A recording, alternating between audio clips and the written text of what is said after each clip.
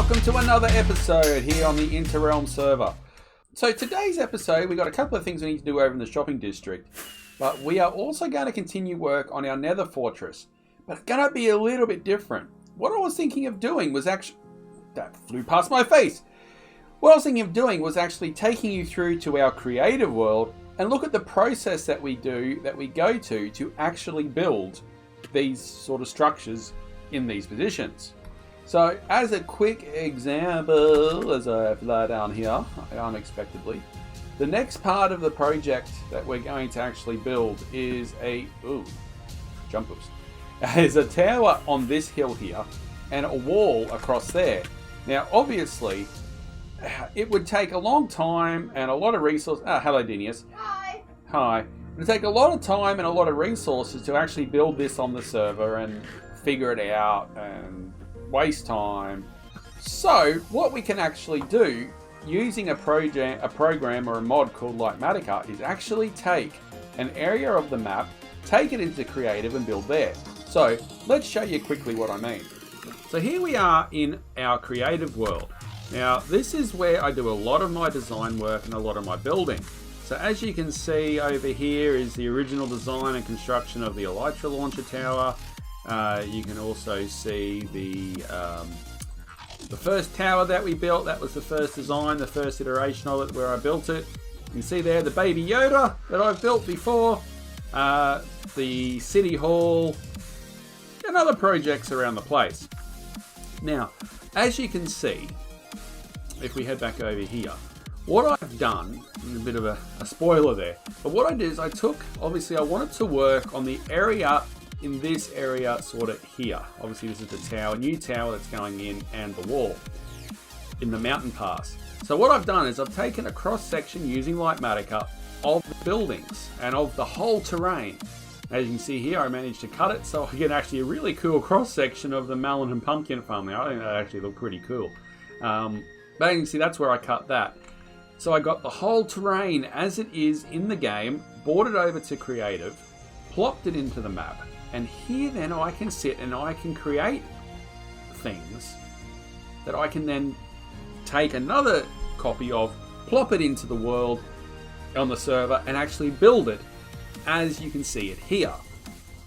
And it saves a tremendous amount of time, and that's how we're able to build some big buildings. And in fact, it's also the way that the professionals do it, like Hermitcraft, Legacy and those sort of things. They actually do it that way as well. And it makes it a lot easier and saves a lot of time and a lot of resources trying to design it. For example, you try to design a building like this on the server, it would take a long time, to get it right. Because, this building is and all these buildings here are 100% originals. There's no copies, there's no schematics used, there's no nothing. They are all original designs by myself. And trying to design that on the server in survival is very, very hard. So we design things in creative, and then we take the designs and the blueprints across to the survival worlds and build them there. And I just thought I'd give it a little bit of a behind the scenes look of how that's happened, because I have had some people in private message me and say, the buildings and the dragons and all that look really, really good. The dragons was designed on the server, but the newer buildings are not. This is how we do it. And this is the wall that's going to go in, and you can see I'm even trying to play with some of the terraforming around, so basically I can take this and plop that straight in. And hello, this is Editing Troge here, not Live Troge.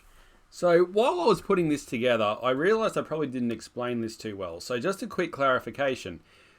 While we do design here on Creative, when we take it over to the server, into the survival world, we still have to build it block by block. All it creating it first does is let us know what we need and how it's going to look and what the final result will be. We still have to collect all the resources manually, and we still have to place it block by block to create the build on the server and build it normally as you would. So it still takes quite a long time. Let's hope, moving on, that I start explaining things a little bit better without Editing Troge having to pop back on. Over to you, Live Troge. Now obviously that's a bit of a spoiler for what's going to come up in the area, but I thought you guys would find that very, very interesting. And the other thing that we'll have a quick look at while we're here is actually my design process. So as you can see over here, actually we'll pop over here. You can see I've got yellow wool lining a line there. And that's what I sort of do. So the next project after I've actually built that on the server is actually connecting the walkway of the first tower that we built, the melon and pumpkin farm, via a new walkway, new battlements across here to this outlook tower that we built. And the first thing to do is I want to make sure I get the layout right, the flow right. So I do the outline. Oh, that's not what I wanted to do. I do the outline in yellow wool first, just to make sure I've got the right dimensions, where things go in the right spot, and then I can turn around and I can start building it. And that is what I did over here.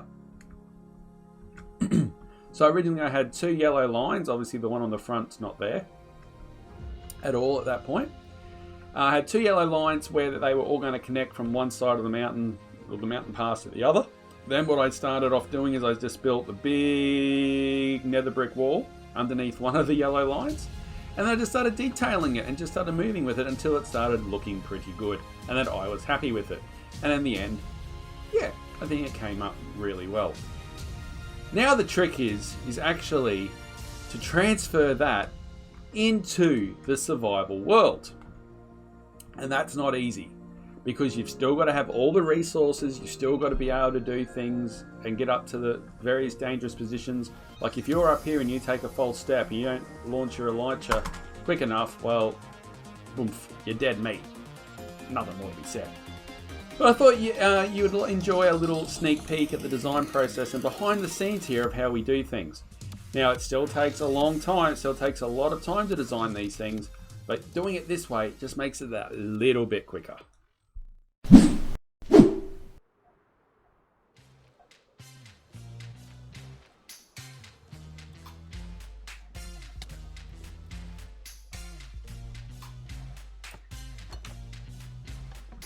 Hello? Anybody here? Oh, hello. Hello. I was just over here talking to Bob. Hello, Bob. Hello, Miner. How you doing? I'm doing great. How are you? Good, mate. He doesn't really seem to want to have much to do with you. He seems more intent on facing the wall. Well, yeah. He's upset that he's not able to do any blasting just of yet.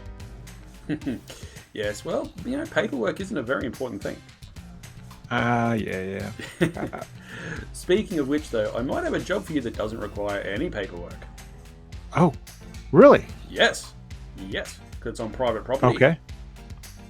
Oh, okay, okay. My private property. Okay. I would like to buy one of your Fangdangle Google machines. Yes, the Google machine. I love that thing. Yeah, I would absolutely love one. And not just the Google machine, but a full auto storage system. Okay. Yeah, it's becoming blatantly clear to me. I just don't have time with all the construction going on at my place and fighting, the protection of the wetlands and what. I just don't have time to build one. So I was wondering if you would like a job to actually do that for me. Well, yeah, I can do that. I mean, I'm always up for any type of job. Cool. Well, how much would such a thing cost me in this day and age? I think the price that was agreed on, because I think Dracolis also wants one, was 64 diamonds. Does that include the self-storage system as well, or just the Google machine? That's just the Google machine. I'll let you decide on the auto. Let me back that up. I'll let you decide on the sorting storage system. Okay. Well, pay in advance? No, you can pay when it's done. Pay when it's no done? problem. Ooh. Okay. Well, Yeah. I don't know where to sign, but I will accept the offer. Okay, great.